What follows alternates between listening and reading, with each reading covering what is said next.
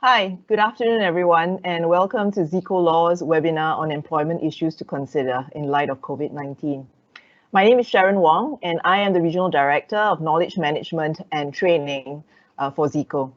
Today, I'm extremely honored to be moderating a panel session comprising my partners and friends from our ZICO Law offices in Malaysia, Singapore, and Indonesia, and on employment issues arising from the COVID-19 pandemic.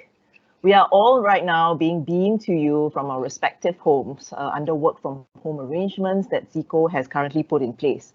From Malaysia, we have Mr. Yong Hon Cheong, currently under Movement Control Order, or MCO as we call it in Malaysia. From Singapore, currently under Circuit Breaker, we have Mr. Heng Jun Meng. And we have also Ms. Agnesia from Indonesia, Jakarta, where recently the status was announced this week to be escalated from emergency status to national disaster. So clearly, this pandemic has affected all of us all around, not just in this jurisdiction, but globally. In fact, the headline today that I saw was that IMF predicts that the Great Lockdown will shrink the global economy by 3% in 2020. And this could be the steepest downturn since the 1930s Great Depression.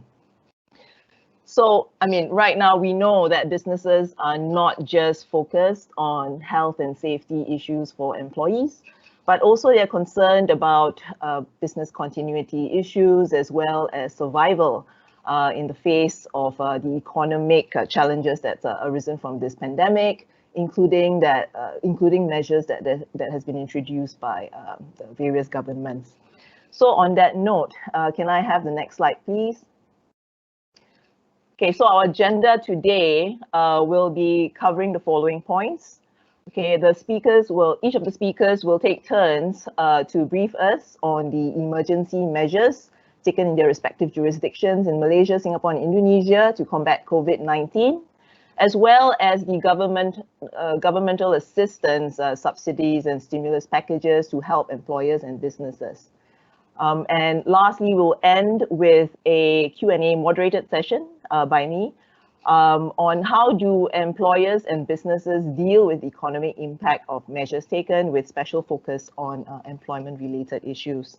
Now, you're welcome to submit your questions on the Q&A field that you see on your screens. We will do our best to respond to you, if not within this short webinar, as a follow-up thereafter. So without further ado, I would like to introduce the next speaker, Mr. Yong Hon Cheong. Thank you, Sharon. Thank you. Yeah, over to you. Oh, okay. I'll go straight into it. Now, could I have the next slide, please, on Malaysia?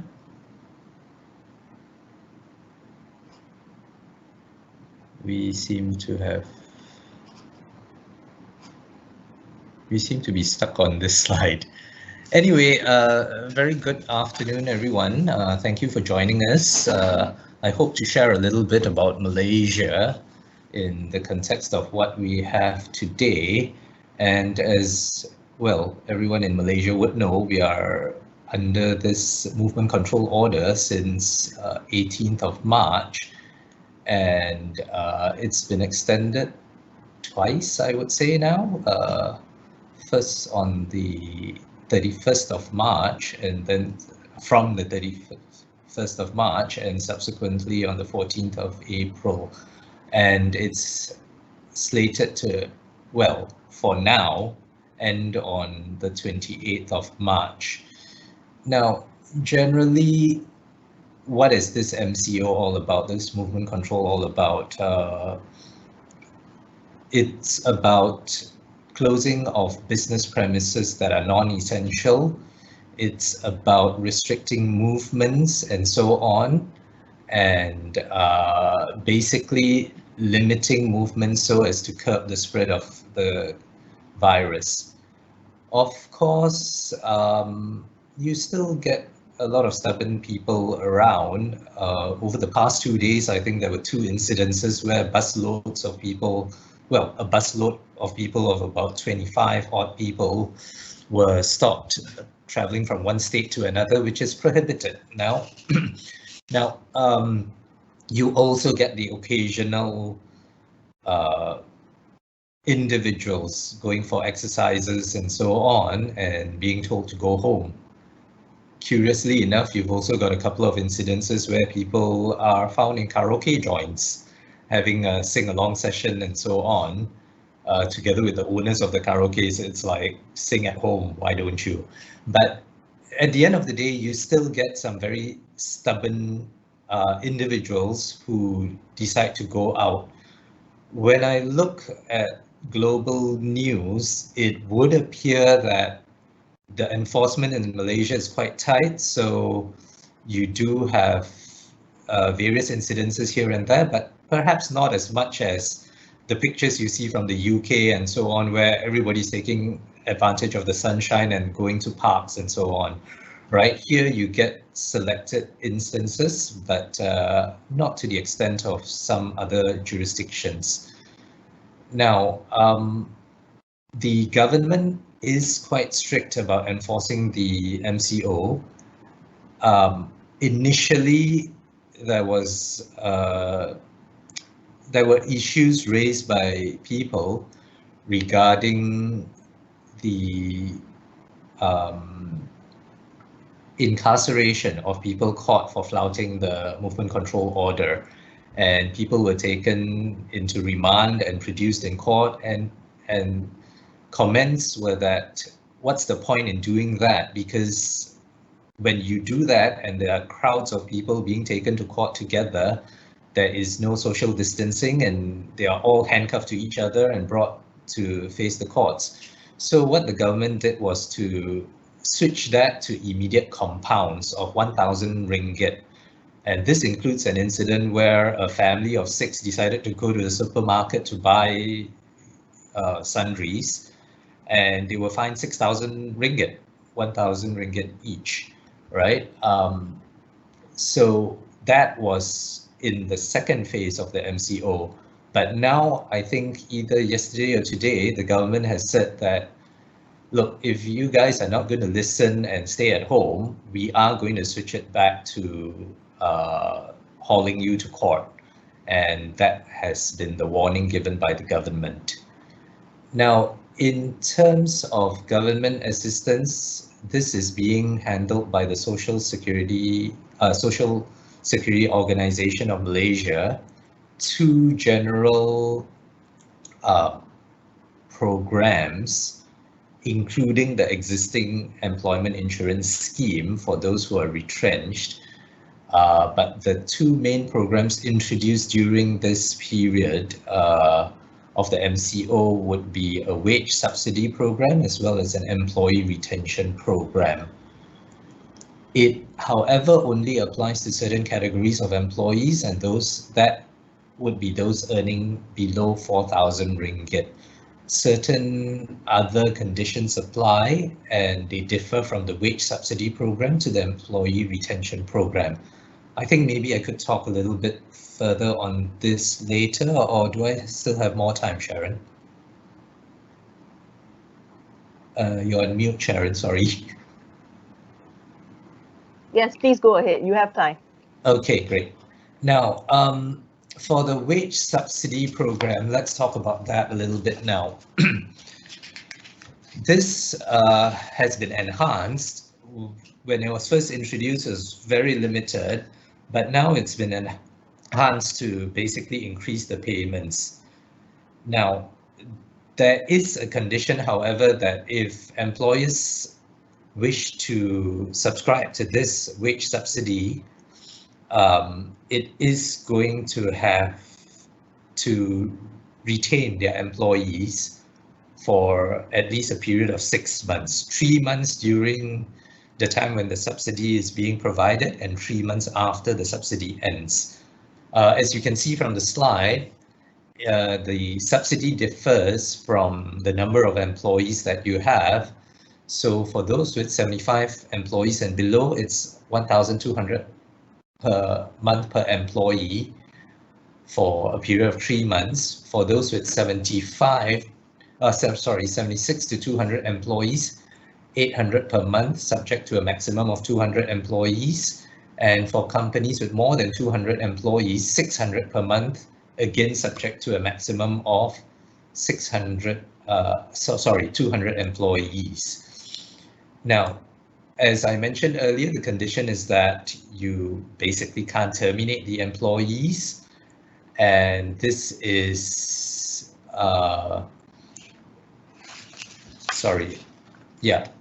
on the basis that the employers actually get to keep the money.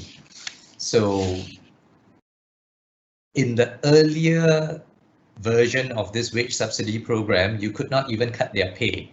So you take this wage subsidy and basically you get to keep the money, but you don't touch the wages of the employees. Right now, in this latest version of the wage subsidy program, it doesn't seem to say that you can't cut pay, but this is something we'll have to follow up with the Social Security organization. Now, for the employee retention program, this is more straightforward. Payment of 600 per month to, before I move on, for the wage subsidy program, for categories Roman 2 and 3, for those with 76 employees and above, you will have to show that you suffered a decrease in your income by 50% or more since January 2020, right? And this is open to employers who are contributing to either the Employee Insurance Scheme or SOCSO since 1st April 2020. Now, very quickly, just to move on to the Employee Retention Program, which you see below. Now, this is a payment of 600 ringgit per month over a period of 1 to 6 months to employees who have been placed on no pay leave for a period of no less than 30 days by their employers. And it is only open to those registered and contributing to the employee insurance scheme, right? So that's in brief the relief that we have, or governmental assistance that the government has introduced for Malaysia. Back to you, Sharon. Okay, thank you very much, Yong, and that was a very helpful summary of the wage subsidy and wage subsidies and employee retention program and assistance given by the government in Malaysia. Next up, we have Heng Jun Meng, who is the director of ZICO Law LLC, to give an overview of the measures and assistance given in Singapore. Over to you, Jun Meng. Thank you, Sharon. So I'll just first start off with the emergency measures. So Singapore has put in place measures incrementally over the past few months. In March, workplaces were encouraged to implement work from home arrangements, and all entertainment venues were closed as well. So the most recent measures are what is known here as the circuit breaker, and it will last from 7 April to 4 May 2020. Under these measures, social gatherings of any size in homes and public areas are banned. All workplaces also have to close during this period, but essential services specified by the government can continue operating. So examples of these essential services are supermarkets, restaurants, medical services, and financial services. And of course, if your workplaces are still open, safe distancing measures will continue to apply. To enforce these measures, the government has actually deployed officers to carry out inspection of workplaces, residential areas, as well as recreational areas. So initially, first-time offenders will only be issued an advisory notice, and fines of $300 will only be given if you are a second-time offender. However, there were a large number of violations, so the government decided to do away with this advisory notice. So now first-time offenders will be fined $300. So to give you an idea of the number of violations, as at 10 April, there were more than 10,000 advisories issued, and it's reported that 24 work pass holders who were found breaching the circuit breaker measures, their work passes were revoked and they are now banned from working in Singapore permanently. So now the government takes this circuit breaker very seriously, and they've been emphasizing that people need to be socially responsible and take it seriously as well. Most recently, the government has mandated the use of masks if you step outside your homes. So whether you are going to the supermarkets, to the malls, or taking public transport, you will have to wear a mask. So if you're wondering, what if I'm at my workplace, do I need to wear a mask? Well, the answer is yes, you have to wear a mask as well. So other than the circuit breaker measures, Singapore also prohibited the entry or transit for short-term visitors. This is mainly to reduce the number of imported cases. So this basically means no tourists, no business travelers in Singapore, which obviously hit the hospitality sector very heavily. So again, to reduce the spread of imported cases, all citizens, permanent residents, or long-term pass holders who are returning to Singapore from ASEAN countries or countries like France, India, the United Kingdom, United States, they must serve a 14-day self-isolation at dedicated stay-home notice facilities.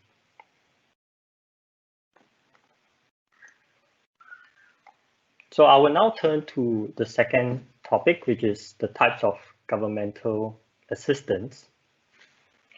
So in terms of assistance, there has been so far 3 rounds of support with a total of around $60 billion to support families, workers, as well as businesses.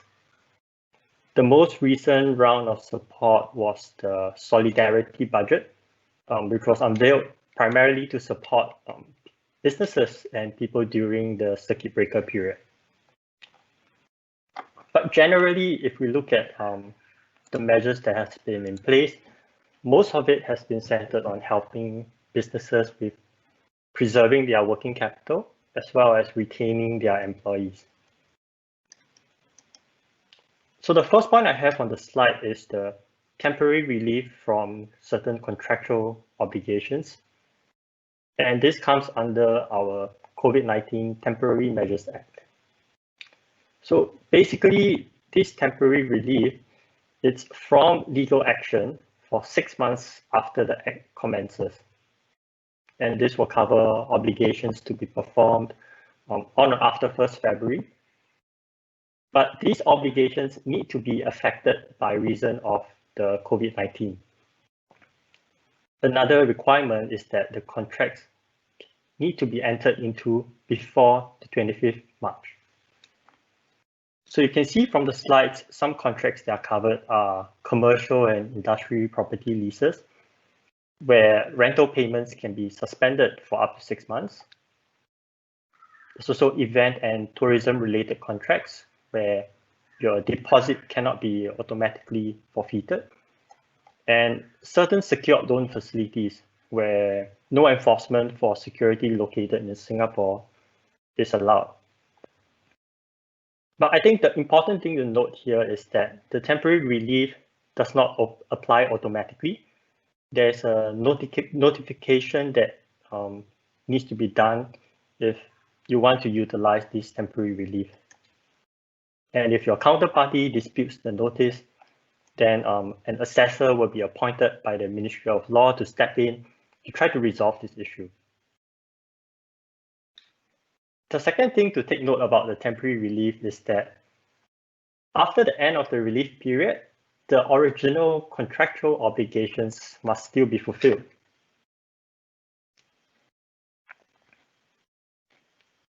Regarding wage subsidies, the government has really focused a lot on helping employers retain their workers.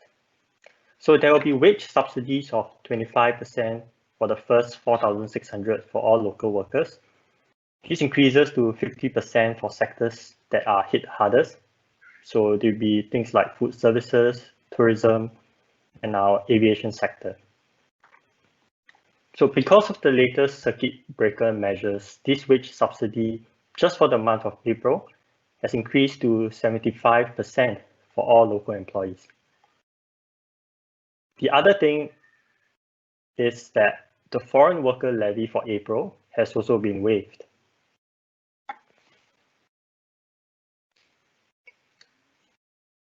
I wanted to mention a little bit about some of the measures that the government has put to help businesses with their working capital, because I think this directly affects your ability to retain employees. So the bridging loan program now allows companies to take loans of up to $5 million to address cash flow issues. The previous limit was just $1 million.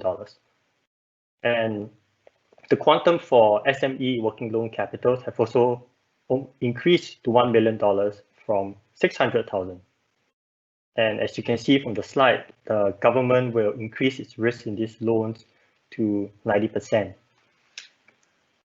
So apart from this, there are also other financial support that businesses can make use of. So for instance, there's a property tax relief, which the government has now said must be passed on to tenants. And also businesses can defer their income tax payments for 3 months. Yeah, that's all for Singapore. Back to you, Sharon. Okay, thanks, Jun Meng, for your summary. It looks that Singapore has, quite comprehensive assistance and measures that they've put in place to deal with COVID-19. Thanks, Jun Meng. And now I would like to introduce Ms. Agnesia Narang, who is a partner at Withdrawal and Partners in Indonesia. Over to you, Agnesia. Thank you, Sharon. Good afternoon, everyone from Jakarta.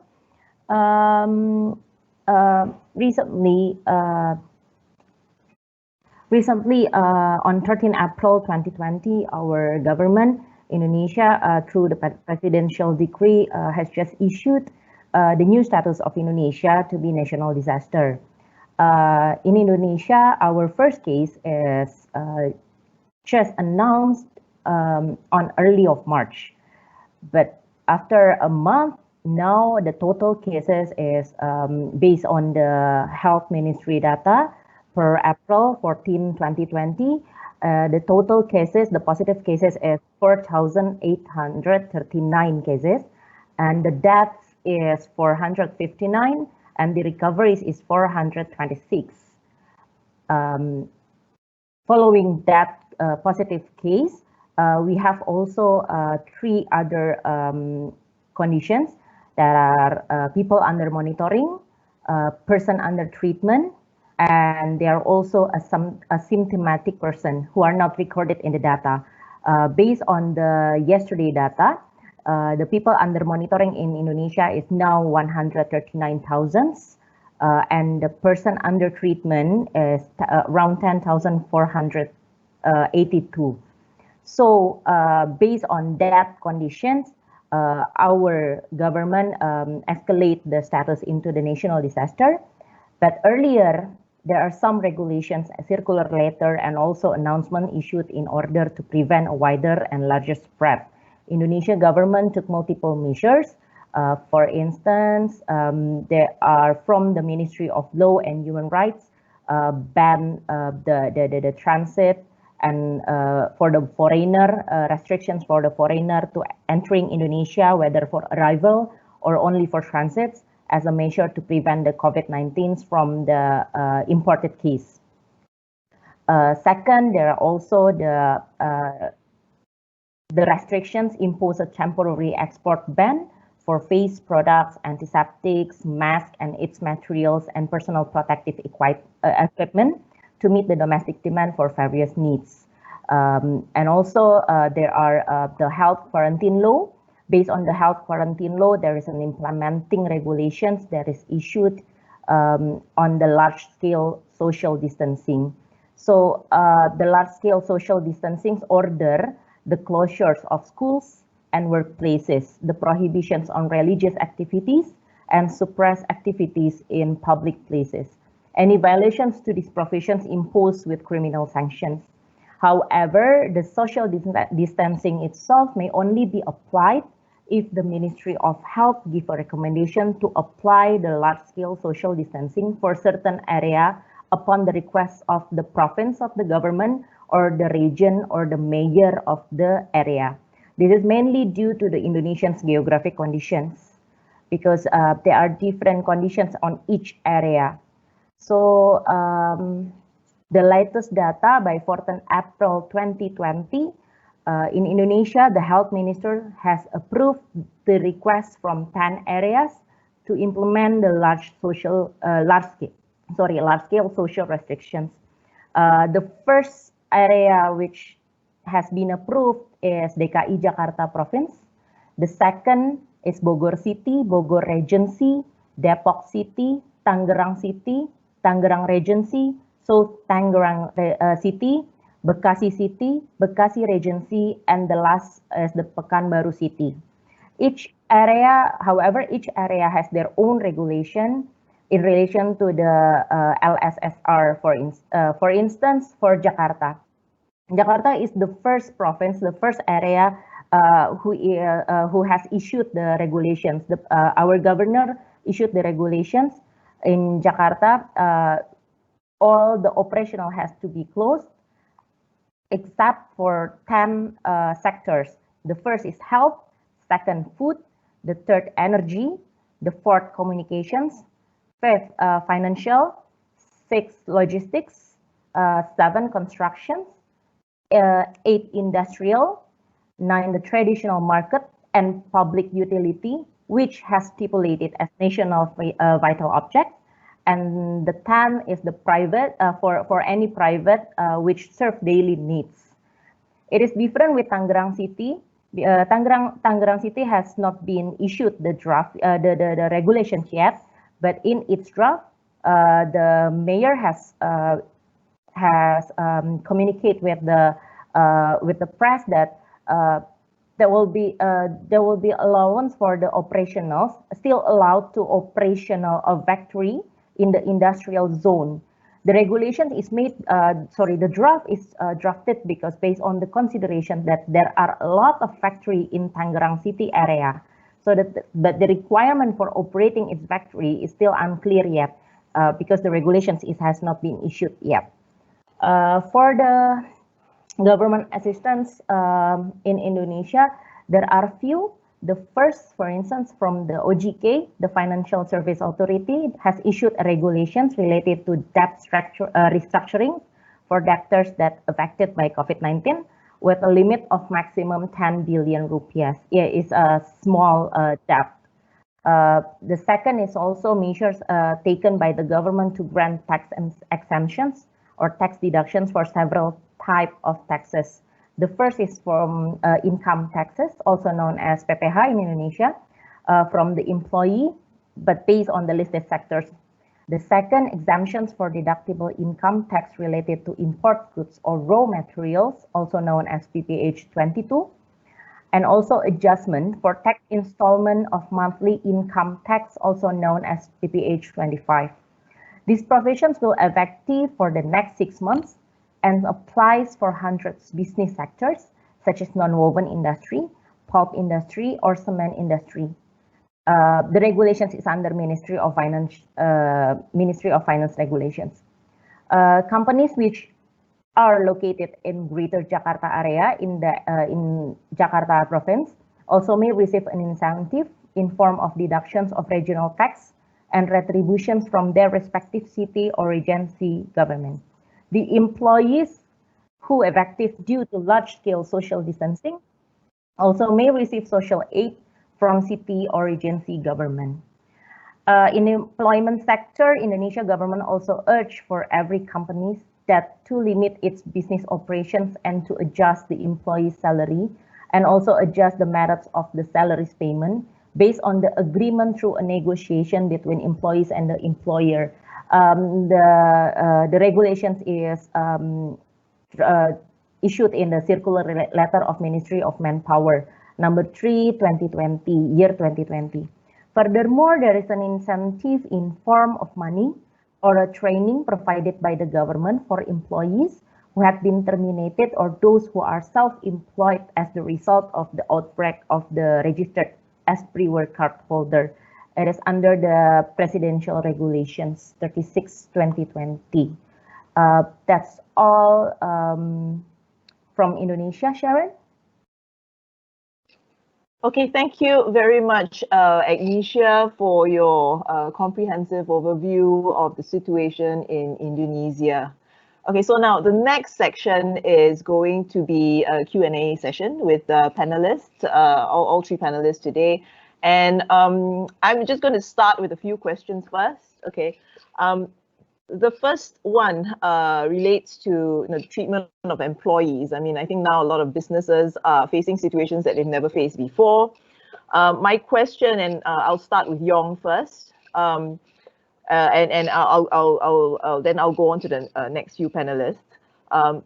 What pay are employees entitled to if the workplace closes or stops operations? And another related question is, if employees are unable to work remotely, for example, because they are busy with childcare arrangements, but an employer has closed the workplace, are they entitled to pay? So Yong, maybe you can share some of your insights on that issue. Yes, thanks, Sharon.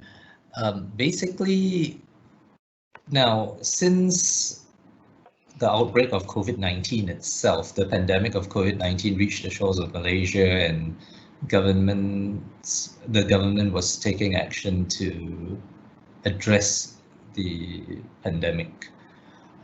Certain measures were, well, seemingly put into place, but a lot of these measures were so-called just by way of frequently asked questions issued by ministries. So when we look at it from that perspective, technically frequently asked questions are just guides, right? They're not a pronouncement of law and quoted in a law saying that you can't do this or you can do this or you can't do that, right? Even until now, what has come out from the Ministry of Human Resources are in the form of various FAQ, and they, I would say, provide a guide. And one thing we must always remember is that in the industrial court, which is the tribunal that deals with cases of unjust dismissal in Malaysia, they are basically entitled to take care of certain guides and so on. So there's a lot of flexibility in the industrial court. Now, coming back to your question, what sort of pay the employees are entitled to, the long and short of it is that the ministries are saying they're entitled to all their pay. Right, they're entitled to full pay, they're entitled to allowances and so on. And subsequently, another guideline was issued to say that, hang on, maybe the allowances such as transport and attendance allowance, where obviously employees can't attend work or, you know, they're not traveling, that one you don't have to pay. But it was still a position taken that they're entitled to full pay. Now, as the MCO went on further, and these are real life examples from clients who tell me that, look, you know, we've been trying to comply as far as possible. We've been giving our employees full pay. Then subsequently, when they said we're not going to pay allowances, we can omit allowances. We've done that, but we are still in trouble here and we need to do something. Now, part of the guidelines also say that, look, although it says that they're entitled to their full pay and allowances, some of the guidelines do mention that, look, if you want to do shorter work hours, you want to do pay cuts and so on, and you can negotiate with the employees, or where there's a trade union, negotiate with the trade unions, and if they agree to it, by all means, go ahead and do what you have to do, right? If you ask employees to work from home, that's a given that if they put in their hours and all that, they should be entitled to their pay. So to me, the bottom line is that to answer the question of what pay they are entitled to, it's full pay. If they are unable to work from home, even if you have a work from home order, you still technically have to pay them full pay unless they agree to take pay cuts or reduce their work hours and so on.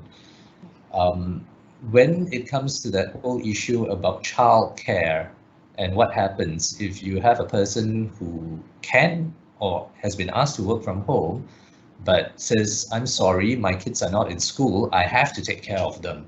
I don't have a babysitter because the babysitter, I can't send them to the babysitter, or I can't get a babysitter to come into the house because of the MCO. This is something that you will really have to sit down and figure out with the employee whether there can be use of annual leave, compassionate leave, or things like that, or if your company has childcare leave, whether you can utilize that first before you talk about no pay and so on. Okay. Thanks, Yong. I think that was very insightful. And I think we will later talk a little bit more about the options available to employers. Retrenchment is really the last resort. So that's I think businesses would be wanting to know what kind of options are available to them. So we'll go deeper into that later on in the next question. But for now, Jun Meng, any thoughts on the questions that I posed earlier? Are employees entitled to pay if the workplace closes? And if they are unable to work remotely, are they entitled to pay? Jun Meng? Yeah, thanks, Sharon.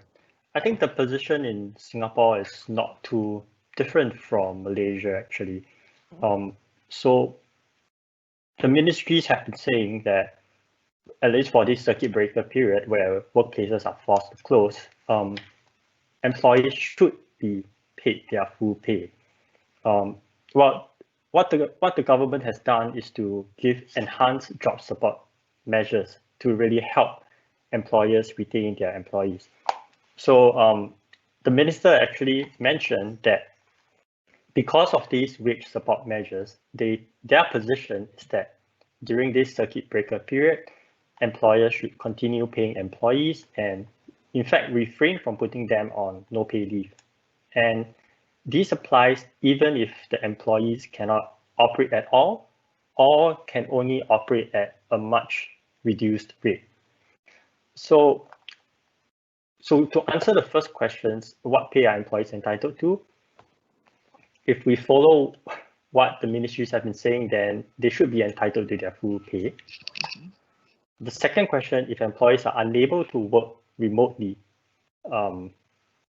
because of reasons like childcare or employers has closed the workplace, are they entitled to pay? Again, going back to what the ministries have been saying, the answer is yes. But of course, it doesn't stop the employers from taking measures, as Yong has pointed out in Malaysia's case.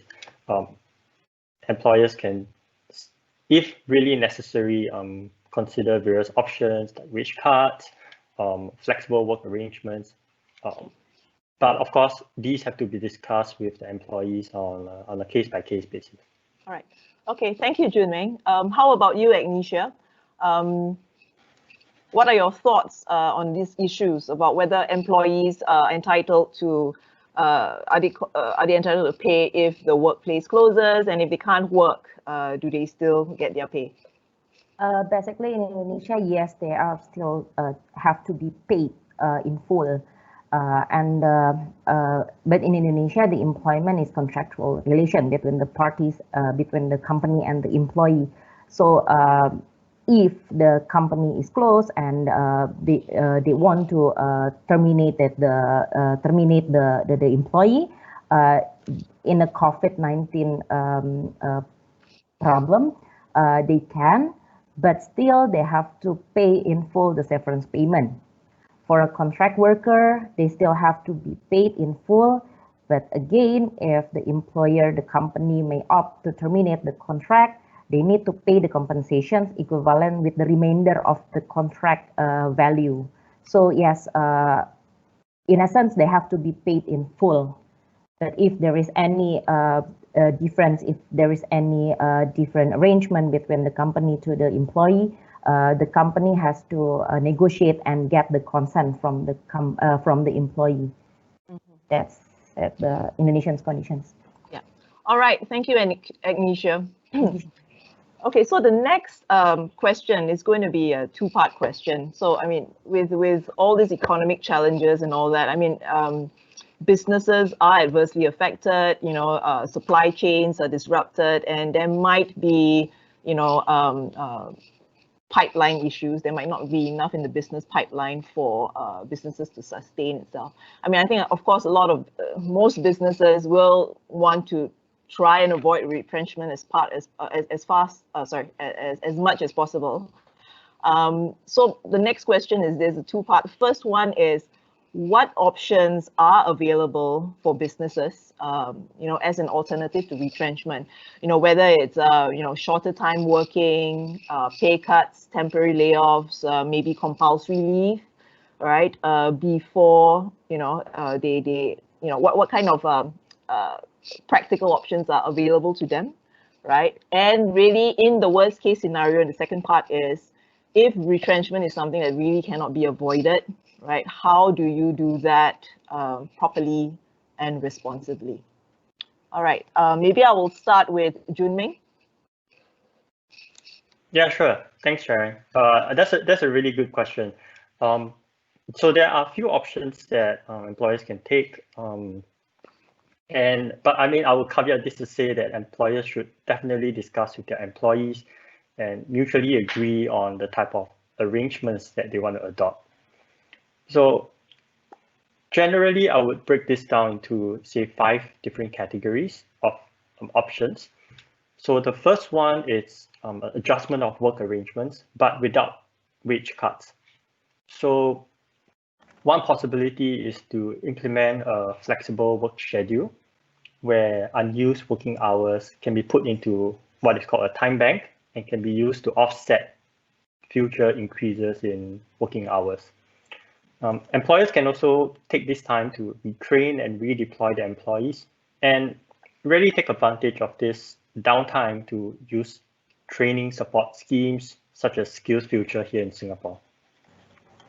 So the second category would be adjustments of the work arrangements, but with pay cuts this time.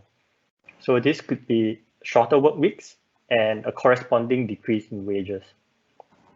One thing to note here is that the reduction should not exceed 3 days, and at least 50% of the wages should still be paid. And another option is to request employees to take their earned annual leave. So this answers the second question that Sharon, you posed. So the third category is to do a direct adjustment to the wages. So if your employees have a flexible wage system, like a monthly variable component, then you can perhaps adjust this variable component. But again, here, wage cuts are very serious measures to take in a company. And senior management should generally lead by example by perhaps taking a bigger cut in terms of percentage. The fourth option that you can consider is to put employees on no pay leave, which some firms in Singapore have already put in. And we can see this happening in the aviation sector quite a lot internationally. So the last option is the place where no one hopes to go, which is which Sharon, you alluded to, retrenchment.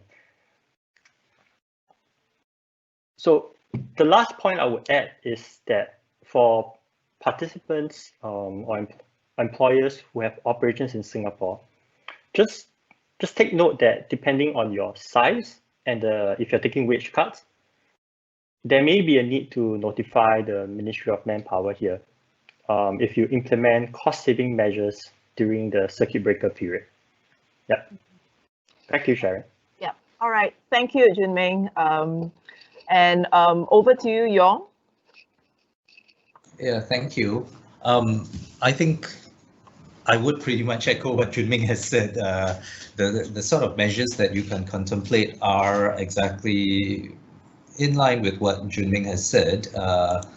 And I would go right down to agreeing that in a lot of companies, you can see that the hit is being taken at a more substantial level at the higher positions and it tapers down. Well, I think it's public knowledge. It's been splashed all over the media over the past few days. AirAsia has come right out and said that they are giving pay cuts. They are imposing pay cuts, which when you look at the media reports, it seems to suggest that the employees have agreed, right, to pay cuts of between 15% to 75% across the board.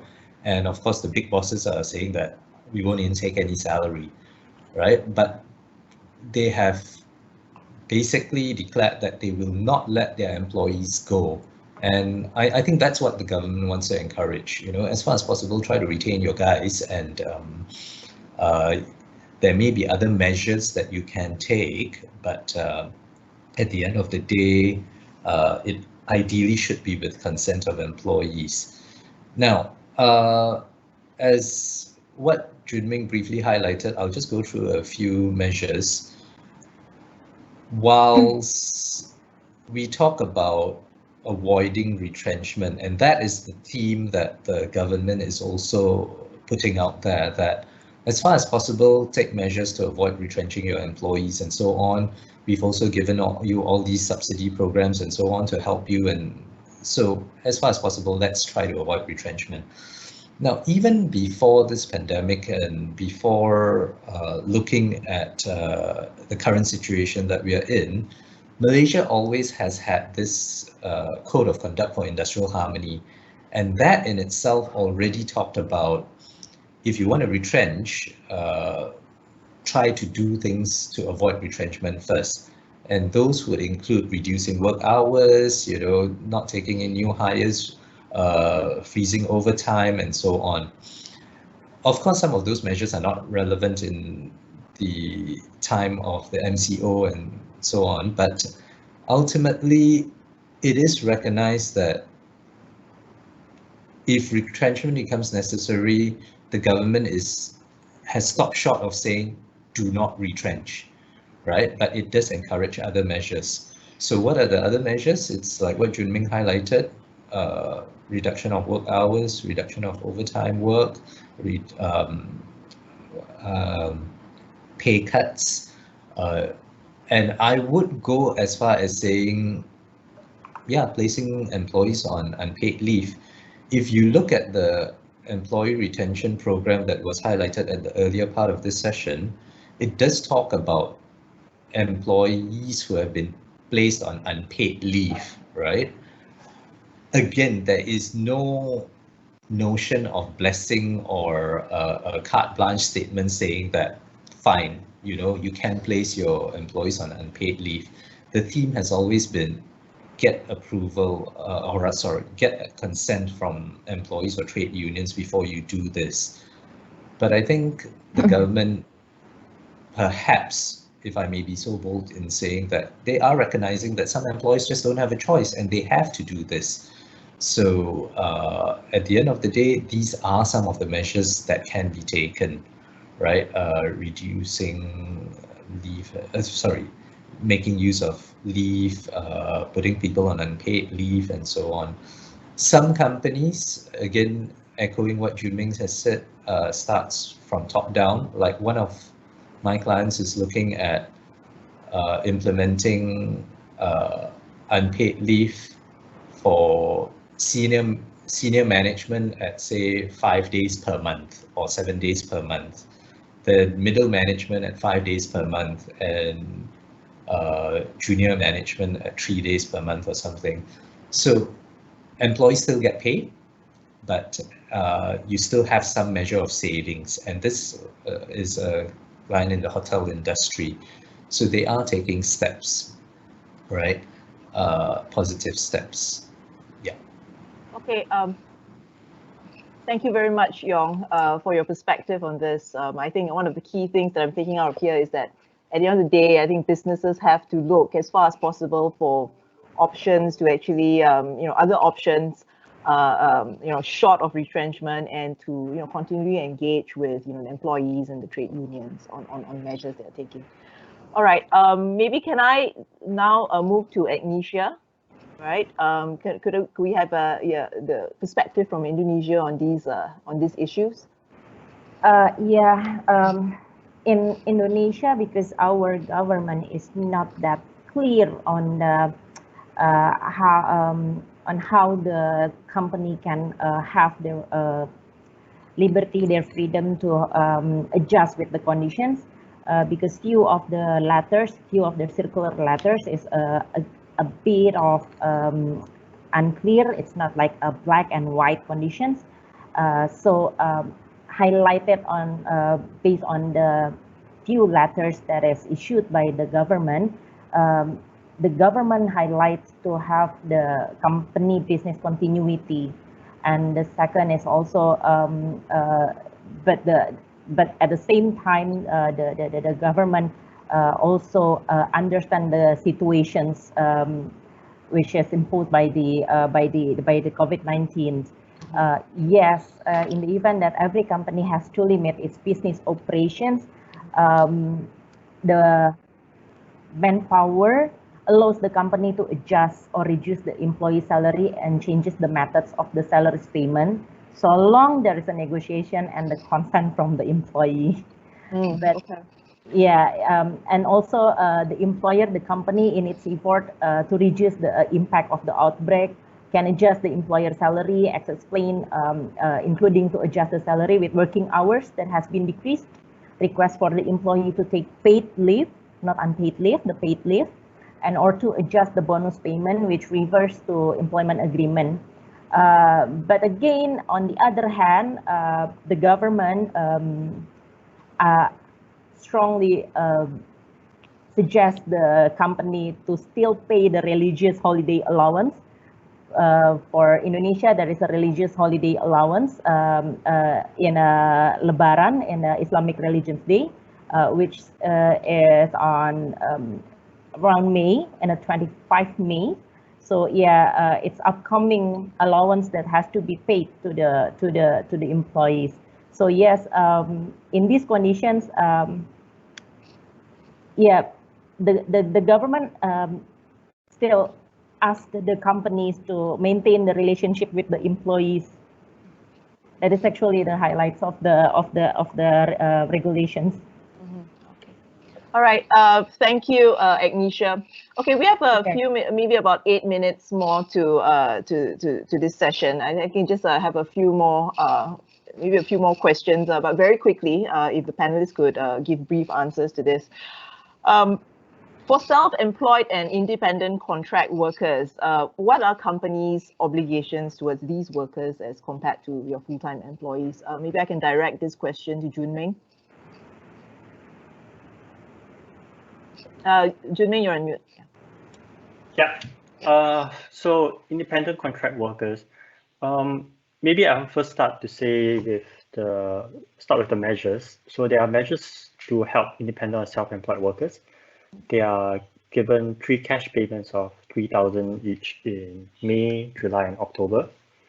But so specifically about these contracts, the temporary relief measures, which I described earlier in this seminar, they do not touch on these kind of independent contracts or self-employed workers. So I think much of it we will have to look at on a case-by-case basis. But if we look at the spirit of the measures and the policies here in Singapore, if these independent contractors or workers can work from home, then I don't really see a reason why employers need to terminate their contract. So it's hard to give a definitive answer. It really depends on what kind of work they are doing. Yeah, and I suppose the terms of their contract as well. Exactly. Right? Yeah. Okay. All right. So next, thanks, Junming, for that. The next question I have, and this is directed to Yong, right, is for, in this situation right now involving new recruits, can an employer withdraw offers or employment or delay start dates for new recruits in light of COVID-19 in Malaysia? Thank you for that, Sharon. Very good question, and that's a question that has been fielded quite often these days. I think some companies are still keen on taking people on board, so they just explain the position to the candidates and say that, look, we can't start you off immediately, but we can look at starting you off after the MCO is over and all that. And typically, I think candidates are very accepting of the situation and can understand. Recently, I've had a client who says, I'm willing to start them even in the middle of the MCO, provided that they can confirm that they have the facilities to work from home, and we are happy to assist them to set up whatever need be. And I think that's a very reasonable response in both parties saying that, fine, I'm agreeable to start during the MCO itself, but provided that you can actually do this work. So that's the situation. Now, from the legal perspective, most people would say that, look, I've accepted an employment contract, I have a start date to look at, and I'm entitled to start on the day that that you've told me to start. And this is a binding contract. Indeed, but circumstances are such that the law has come into play and basically made it, in certain circumstances, an impossibility to fulfill. And I think it is reasonable for the start date to be deferred. In terms of withdrawal, I would look at it from two perspectives. Withdrawal is then telling the employee, I may have given you an offer, you may have accepted it, and I've told you a start date, but now I'm sorry, I can't go on with the contract any longer. That you have to look at from two perspectives. One is a claim in the civil courts for a breach of contract, which basically is arguably a breach because you've promised me this and now you are breaching the contract by taking it back. That can typically be addressed by the notice period or payment of a salary in lieu of the notice period, right? But from the angle of the industrial court, for a candidate to say that if you don't allow me to commence employment, if you withdraw the offer, I'm going to sue you at the industrial court, that would not be possible because insofar as the candidate has not begun employment, commenced employment, that individual is not considered a workman under the Industrial Relations Act. Yeah, so that's the position in Malaysia. All right. Okay. Thank you, Yong. Sure. Now we come to the last few minutes. So I'm just going to have a last round of questions for all of the speakers. And really, I mean, just any final words of advice to businesses in this challenging time, you know, as we move towards a new paradigm post COVID-19, you know, just final thoughts, you know, in just a few words before we close off today's session. Maybe I can start with Agnesia. Yeah, thank you, Sharon. It's hard time for both employer and also employee, for the company and the employee. So yes, in Indonesia, we are waiting for another series of regulations coming. So for the company, keep updated on the regulations and how to stay in a good conditions of the business in these conditions. And yes, if there is any efficiency that has to be done, please follow the regulations, and please also update on any regulations which are cannot and can be done during this outbreak. That is from Indonesia. All right. Thank you, Agnesia. Thank you, Sharon. Junmeng? Yeah, I think this crisis has really shown that digitalization of business is going to be a priority. So I would encourage employers to, you know, look at this process and see what kind of development or training or changes in their processes that needs to be done, and perhaps they can start looking at that. All right. Thank you, Junmeng. Yong? Yeah, I think I agree with both the speakers' views, and especially what Junming has said. Going forward, it's all about businesses restarting and all that. And I think in this past 1.5 months in Malaysia, a lot of employers may come to realize that, hey, working from home may not be such a good idea, and that way you can save a lot of costs and all that going forward. That is something number one to be looked at. On the second point, I'd like to just summarize is basically in dealing with the measures that you need to take, whether it's putting people on unpaid leave, imposing pay cuts, and ultimately, if push comes to shove, retrenchments. Look at it always from the perspective as you would in normal circumstances.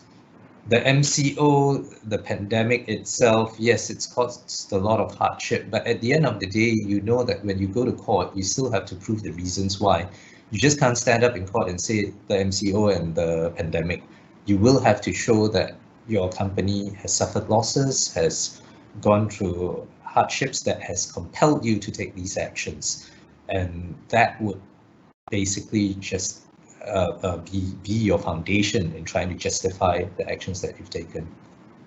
Okay, thanks, Yong. That's very good advice. And then on that note, we have come to the end of today's session.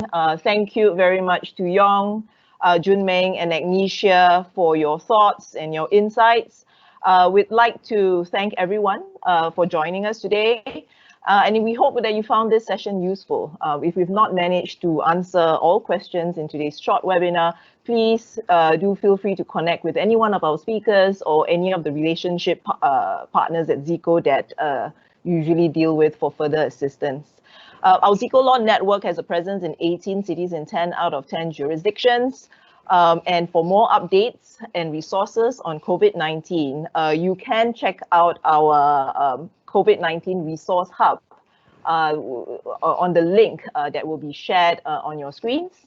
Okay, this will actually also include upcoming webinars and events that we are organizing in relation to COVID-19.